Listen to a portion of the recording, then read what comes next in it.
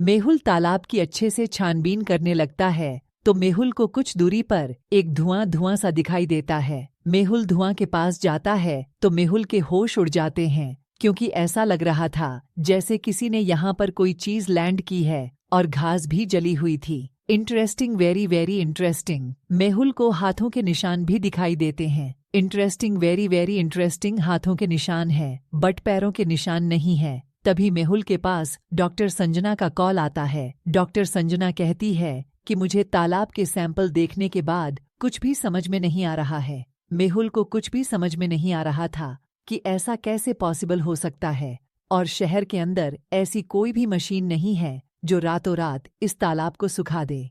तो मेहुल सोचने लगता है। तभी मेहुल के पास एक और दूसरा कॉल आता है और कॉल पर कहता है कि जब कल रात में अपने घर आया था तो फसल बिल्कुल हरी भरी थी। जैसे ही मैं सो गया, जैसे ही सुबह हुई, सुबह को देखा तो फसल बिल्कुल गायब थी। यह क्या हो रहा है? यहाँ रातों रात तालाब गायब हो गया, बाहर रातों रात हीरालाल की फसल गायब हो गई। मेहुल तुरंत हीरालाल की फसल पर पहुंच जाता है।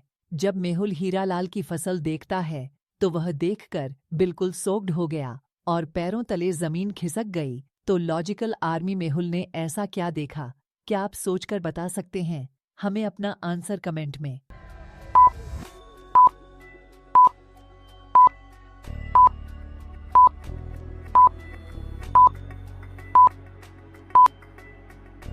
ध्यान से देखिए, इस फसल को कितनी बारीकी से और एक जैसा काटा गया है। ये किसी मशीन से तो पॉसिबल नहीं है। रातों रात इतने बड़े खेत को काटना पॉसिबल नहीं है। और बगल में हीरालाल का घर भी है, लेकिन उसे पता ही नहीं चला। खेत को देखकर तो लगता है फसल को किसी स्पेशल मशीन से काटा गया है।